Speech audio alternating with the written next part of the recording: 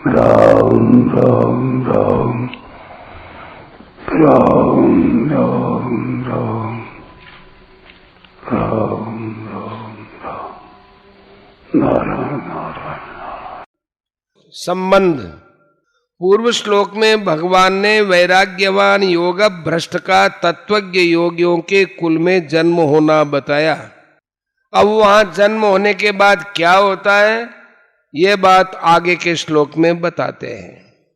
तत्र तं बुद्धि संयोगम लभते पौर्वदेहिकम यतते च ततो भूय संसिद्धौ कुरुनंदन। हे कुरुनंदन, वहां पर उसको पहले मनुष्य जन्म की साधन संपत्ति अनायास ही प्राप्त हो जाती है। फिर उससे वह साधन की सिद्धि के विषय में पुनः विशेषता से प्रयत्न करता है। व्याख्या। तत्र तम बुद्धि संयोगम लभते पौर्वदेहिकम। तत्वज्ञ जीवन मुक्त महापुरुष के कुल में जन्म होने के बाद उस वैराग्यवान साधक की क्या दशा होती है, इस बात को बताने के लिए यहाँ तत्र पद आया है। पौर्वदेहिकम तथा बुद्धि संयोगम पदों का तात्पर्य है कि संसार से विरक्त उस साधक को स्वर्ग आदि लोकों में नहीं जाना पड़ता, उसका तो सीधे योगियों के कुल में जन्म होता है। वहां उसको अनायास ही पूर्व जन्म की साधन सामग्री मिल जाती है। जैसे किसी को रास्ते पर चलते चलते नींद आने लगे और वह किनारे पर सो गया, अब जब वह सोकर उठेगा तो उतना रास्ता उसका तय किया हुआ ही रहेगा। अथवा किसी ने व्याकरण का प्रकरण पढ़ा और बीच में कई वर्ष पढ़ना छूट गया, जब वह फिर से पढ़ने लगता है तो उसका पहले पढ़ा हुआ प्रकरण बहुत जल्दी तैयार हो जाता है, याद हो जाता है।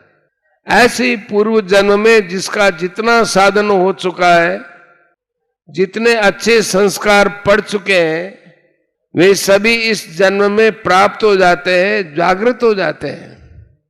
यतते च ततो भूयः संसिद्धौ। एक तो वहां उसको पूर्व जन्मकृत बुद्धि संयोग मिल जाता है और वहां का संग अच्छा होने से साधन की अच्छी बातें मिल जाती हैं, साधन की युक्तियां मिल जाती हैं। ज्यों ज्यों नई युक्तियां मिलती हैं त्यों त्यों उसका साधन में उत्साह बढ़ता है।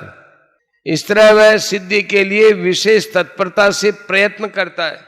अगर इस प्रकरण का अर्थ ऐसा लिया जाए कि ये दोनों ही प्रकार के योग भ्रष्ट पहले स्वर्गादि लोकों में जाते हैं, उनमें से जिसमें भोगों की वासना रही वो तो शुद्ध श्रीमानों के घर में जन्म लेता है, और जिसमें भोगों की वासना नहीं वह योगियों के कुल में जन्म लेता है, तो प्रकरण के पदों पर विचार करने से ये बात ठीक नहीं बैठती। कारण कि ऐसा अर्थ लेने से योगियों के कुल में जन्म लेने वाले को पौर्वदेहिक बुद्धि संयोग अथवा पूर्व जन्मकृत साधन सामग्री मिल जाती है, ये कहना नहीं बनेगा। यहाँ पौर्वदेहिक कहना तभी बनेगा जब बीच में दूसरे शरीर का व्यवधान न हो।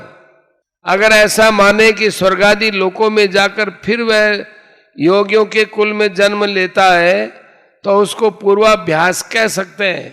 जैसा कि श्रीमानों के घर जन्म लेने वाले योग भ्रष्ट के लिए आगे कहने वाले हैं, पर पौर्वदेहिक नहीं कह सकते, कारण कि उसमें स्वर्गादि का व्यवधान पड़ जाएगा और स्वर्गादि लोकों के देहों को पौर्वदेहिक बुद्धि संयोग नहीं कह सकते, क्योंकि उन लोकों में भोग सामग्री बहुलता होने से वहां साधन बनने का प्रश्न ही नहीं है। अतः इन दोनों योग भ्रष्ट स्वर्गादि में जाकर से आते हैं, ये कहना प्रकरण के अनुसार ठीक नहीं बैठता।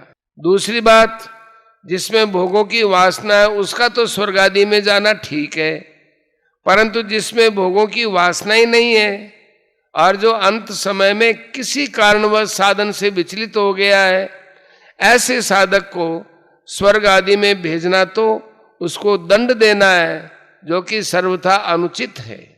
परिशिष्ट भाव, पारमार्थिक उन्नति स्व की है और सांसारिक उन्नति पर की है। इसलिए सांसारिक पूंजी तो नष्ट हो जाती है, पर पारमार्थिक पूंजी माने साधन संपत्ति योग भ्रष्ट होने पर भी नष्ट नहीं होती। पारमार्थिक उन्नति ढक सकती है पर मिट नहीं सकती, और समय पर वो प्रकट भी हो जाती है।